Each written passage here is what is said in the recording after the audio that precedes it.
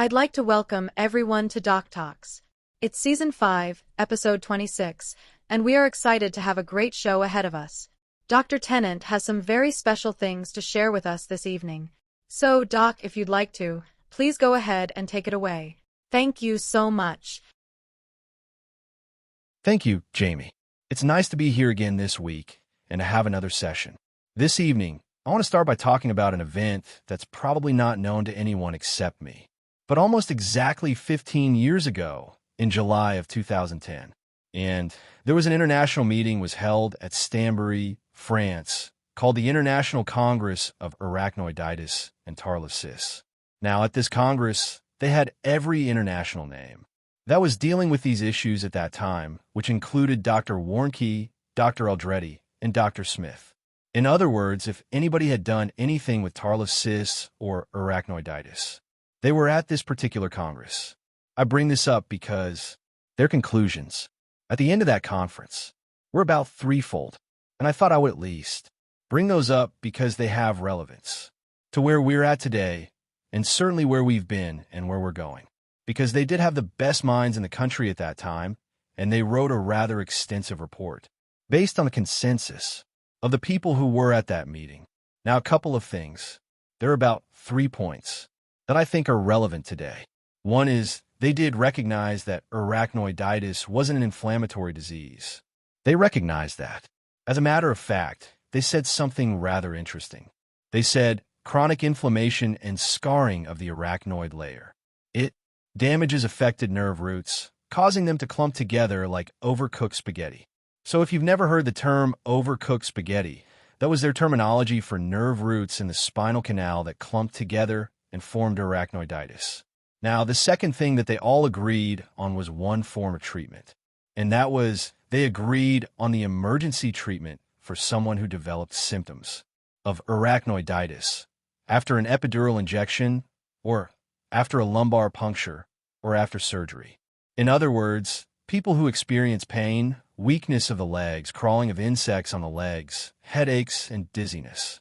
They did recommend a treatment, and it is stuck to this day, and that was intravenous. Methylprednisolone, and they recommended dosages, anywhere from 100 milligrams to 1,000 milligrams a day, for about 5 days, given intravenously. Now that treatment is still recommended.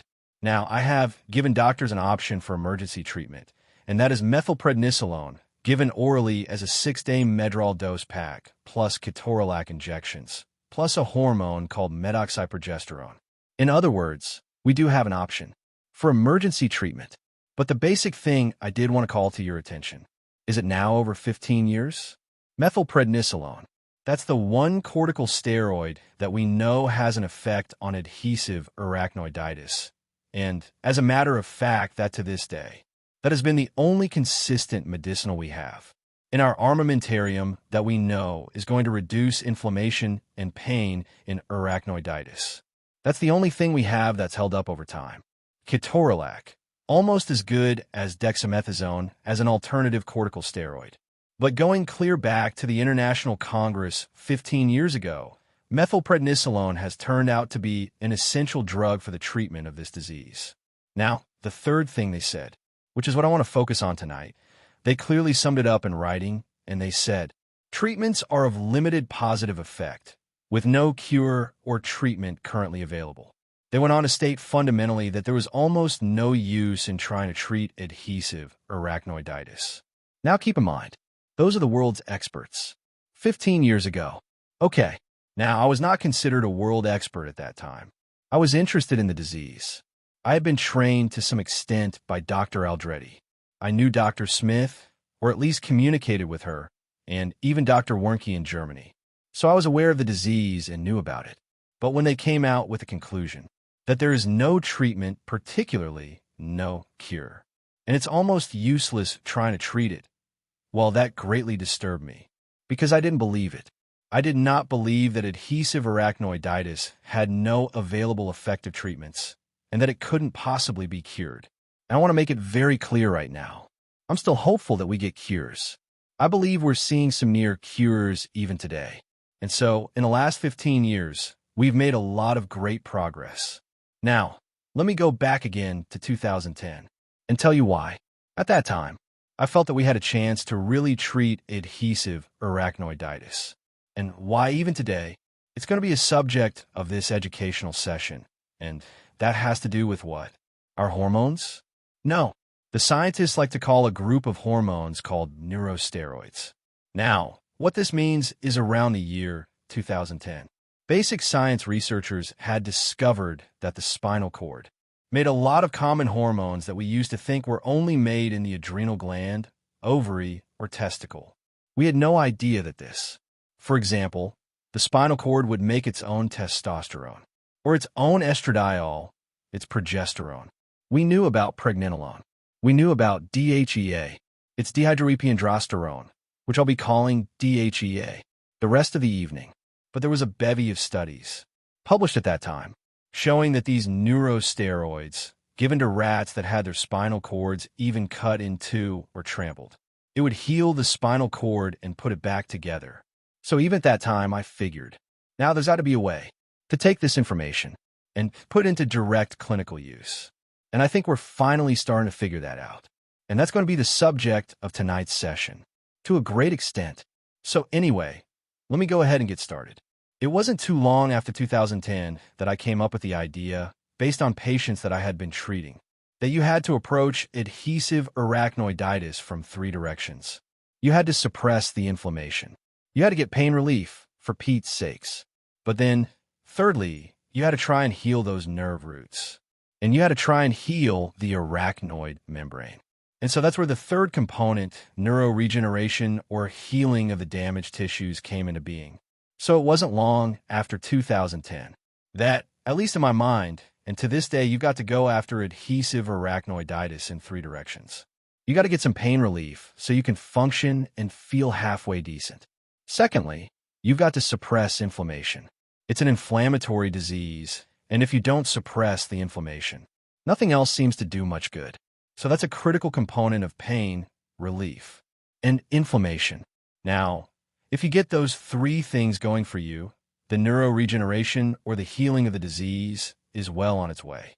We've got a lot of people out here today who may not be totally cured, but they're what we call near cure. They have permanently reduced their pain and their other symptoms, and we get reports of that now from around the world, literally, each week. I also need to tell you that they're not all using one treatment. They're using different measures, but they all seem to have some commonality. So, again, that's where we're at today. There are a few approaches to trying to heal the nerve roots in adhesive arachnoiditis. I'm going to draw one of my rough diagrams here for just a minute. Now, if you can look at the spinal cord, you've got two problems. We have caudally kind of nerve roots that are hanging down. And over here on the side, we've got the arachnoid membrane. And it turns out that you've got to heal both tissues. To get healing, you've got to get to both of them, and they both respond a little differently to different therapies. It turns out. But that's what we're trying to do. Now there are two approaches that we're using or recommending today to try to get a cure, or nearer cure. One is to heal the tissue directly, to try to make the tissues heal up, to grow out of it, their entrapment to cover up the damage, to separate from their adhesions. Now the second approach is trying to dissolve the adhesions. So the nerve roots and the arachnoid are freed up, to breathe and to heal. So we're going to cover both of those right now. Now, what has come out of the hormonal research is that we were doing quite well with hormones, and then we had a nice new break come along. And that is a lot of really neat entrepreneurs who have developed peptides. Okay, now, the peptides, let me just cover what they are. Peptides are amino acids, and if you put them in certain formulations, they may directly go into tissues and start a healing process. Okay, now with arachnoiditis. About 4 peptides are being reported by people to have a positive effect. I'm going to just tell you what they are. The most popular ones are.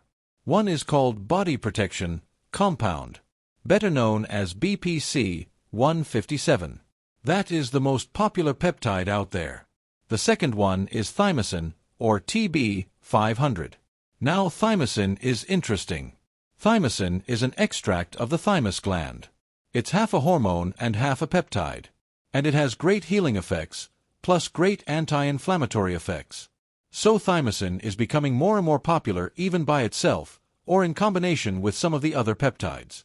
The other two peptides are KPV, which is a pure amino acid one, that a lot of people find helpful, and lastly, we have one called ARA290. And it's a peptide formula that just works on nerves. We don't have as much information about this peptide as the others, but a lot of people are starting to find great use for it. Now, let's talk about the hormones for just a minute. We've got reports and experience with about half a dozen different hormones that seem to have had a positive effect on different groups of people with adhesive arachnoiditis. And I'm going to read those to you. The most common one you've probably heard about is HCG, human chorionic gonadotrophin. There's DHEA, colostrum, nandrolone, and medroxyprogesterone. And one we're going to talk quite a bit about called palmitoylethanolamide, better known as PEA. And those are the hormones that are being used right now. What is important about this? That it appears by clinical experience. At this moment, when these are used together, a person uses one of the peptides and one of the hormones. They get a tremendous effect in relief of symptoms, both pain and neurologic symptoms in adhesive arachnoiditis. Dr. Forrest Tennant. Hi, Alan. Last week, you shocked me in a most unpleasant way and made my week. When you came on the show unexpectedly and said that you had some great results with the combined use of BPC, 157 and PEA, little did you know that that's my favorite hormone peptide combination. Before we get into specifically on how you're using these two compounds, would you tell us a little bit about yourself? How long have you had the disease? And maybe let us know how you got it, and what you've done for treatments up till now. Alan. Well, I've had Crohn's disease, fibromyalgia, carpal tunnel, and back injury. And most of the surgeries I've had have been related to Crohn's disease. I'm missing about 6 feet of intestine, 3 feet of small, and 3 feet of large, so it's very difficult for me to absorb the nutrients that I need. Dr. Forrest Tennant. When were you diagnosed with adhesive arachnoiditis? Alan Crutchfield. That I have not yet. I did not realize how many risk factors that I have for adhesive arachnoiditis. And so that's something that I'm looking into, to get some of the blood work and some of the imaging, but finding physicians who are knowledgeable on the subject is very challenging, particularly for adhesive arachnoiditis. Dr. Forrest Tennant. Okay, so let's summarize it real quickly. You've definitely got an autoimmune disorder. You've got Crohn's disease and carpal tunnel. You have what we also call today multi-system disease. You've got a lot of systems that have pain and disease, right? Alan Crutchfield. Yes. Dr. Forrest Tennant. Do you know anything about your viral tests? Alan Crutchfield. That I do not. But I've been following you all since you started doing these shows. Gosh. In 2022, I want to say. Dr. Forrest Tennant. It's been a while. Yes. Alan Crutchfield. But I began taking lysine regularly. I have not experienced COVID, nor have I had really much illness, other than what I'm accustomed to. Dr. Forrest Tennant. Is your pain localized, or do you have it in multiple sites? Alan Crutchfield. I have it in multiple sites. The worst for me is neuropathy in the feet, lower legs. If they diagnose it as small fiber neuropathy, the gabapentin and the typical medications that they would use to treat that. Dr. Forrest Tennant. Have they been helpful? Alan Crutchfield. No, very, very little. I get a little bit better pain relief by taking the GABA supplements. I've had lots of problems with the gabapentin. So that's why I'd like to get off of it, if that's possible. I did not realize that the PEA and the BPC 157 combination was like a missing link. And I wasn't expecting it. Dr. Forrest Tennant. I bet you weren't. But let's go back to how you got started. Which one did you start first? Alan Crutchfield. I actually started the BPC 157. Dr. Forrest Tennant. And how long ago did you start that? Alan Crutchfield. About a month now. Dr. Forrest Tennant.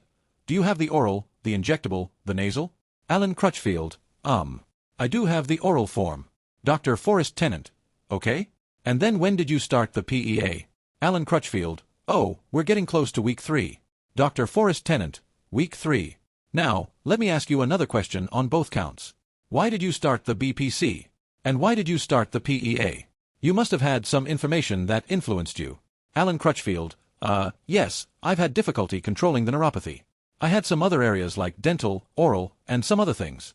I kind of looked. I'm like, what is the best chance for me to have a good outcome? The PEA is micronized, or fractionated is another term for it, and it just increases the absorption, but it wasn't anything special. It doesn't even have the lutolin in it. Dr. Forrest Tennant. Okay, what dosage is that?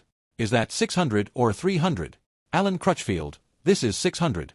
Alan, and the BPC 157 is 1,000 micrograms. Dr. Tennant, okay. How many BPCs a day do you take? Alan, 1 in the morning and 1 at night. Dr. Tennant, okay. And how about the PEA? How much are you taking? Alan, 600 milligrams daily, so I take 300 in the morning and 300 at night. Dr. Tennant, okay, now, and you've taken them for how long, both of them? Alan, together. It's been 2-3 weeks. Dr. Tennant, okay, how did you start noticing relief immediately, or did it take a day or two? Alan, like it kind of surprised me. Within. The next day I noticed, and then I tried not to get too excited because I've had so many supplements. Dr. Tennant, disappointment. Yeah. Alan, didn't seem to be effective for me. So I still need to work out the dosage. I know it's kind of hard to equate how much relief it brings for the neural system. Dr. Tennant, that's all right. Give it a shot. How much relief have you gotten? Do you think percentage-wise? Alan, I would say that the relief that I'm getting would be comparable to what I would expect from taking like a hydrocodone. Dr. Tennant, now, when you take the PEA, do you feel pain within an hour afterward, or anything? Alan, it kicks in pretty quick for me. Dr. Tennant, it does? Okay. All right. You've now taken these 2 compounds for what, 2 or 3 weeks? Alan, yes. Dr. Tennant, and you say your pain relief has been as good as with hydrocodone. What other effects have you noticed on your ambulation? Sleep, appetite, muscle, strength, motivation. What else have you noticed? Alan, I don't know that just having some relief for the neuropathy pain has been difficult, and so this is fantastic. Dr. Tennant, have you done any reading about what PEA does? Alan, I was reading some of the recent studies, and I know that it does involve the endocannabinoid system, to the same receptors. And so that does make sense. CBG, CBD, which are components that are typically higher in THC than it is with just medical cannabis. I have other analgesics I was trying. I'm trying to equate that. Because everybody's pain is subjective, and I do have other issues, but those are the only things that I have changed, as of recently, which were the addition of the PEA and BPC 157 to my regimen. Dr. Tennant, okay, very good. Well, I thank you so much. You've been an inspiration and also brought a lot of science to us because of what you're experiencing. It makes good sense. And we're getting similar reports from lots of people. So I'm glad you chose to come forward. Okay. Alan, I'll take it as a win. Dr. Tennant, again. Thank you. Thank you. Thanks so much, Alan. Okay, very good. Okay, now, Jamie, I want to start presenting a little bit here now. What I'd like to do is take a couple of seconds and tell everybody a little bit about what PEA is. Now, PEA is an interesting compound.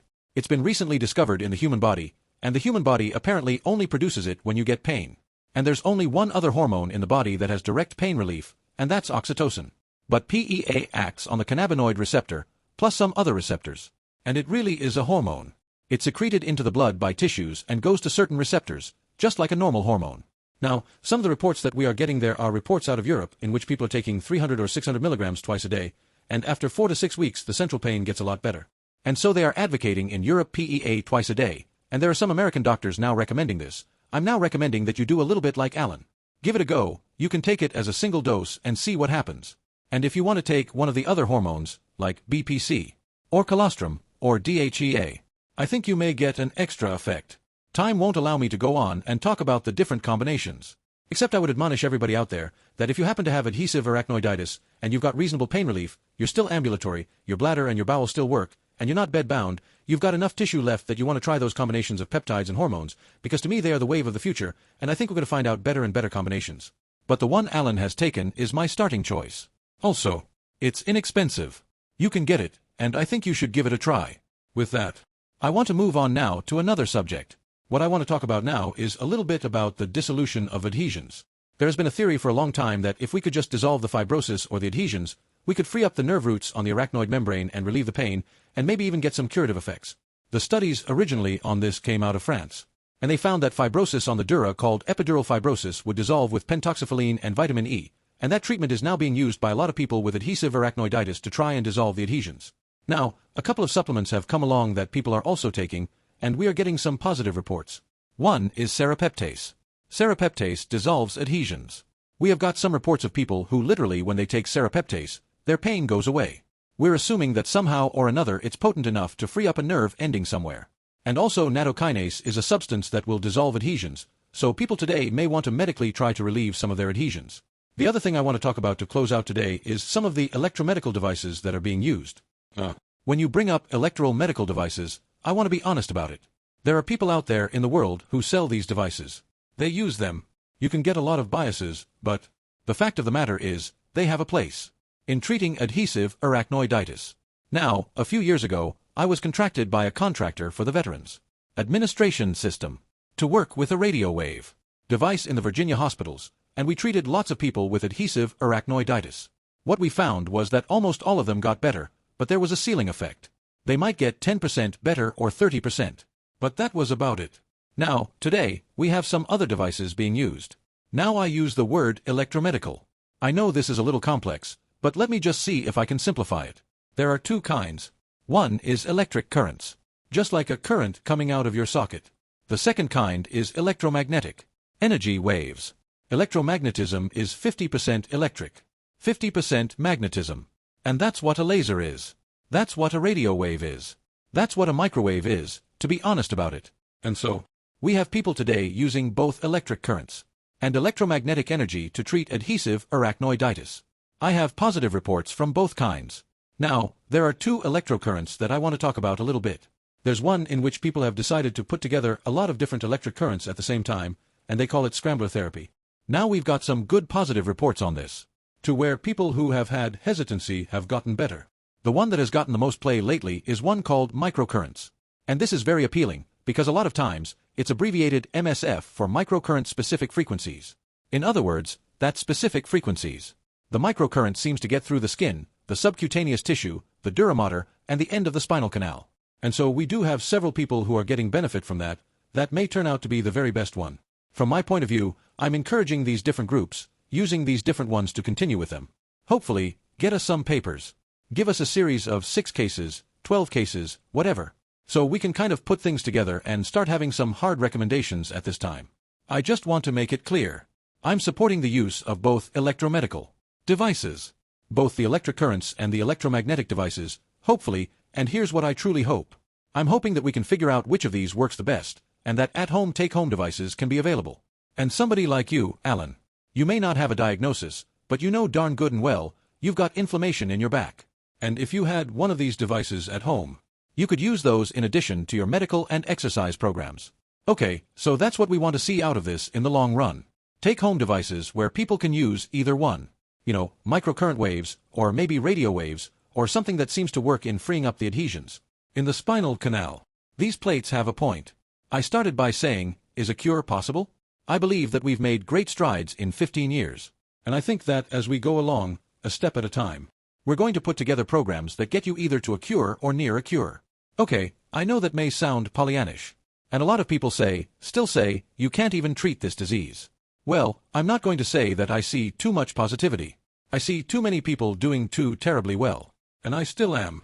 I see a cure down the line as we figure out exactly which hormones and peptides, which electronic devices, which inflammatory agents, how we deal with Epstein-Barr virus. I think all these things are possible.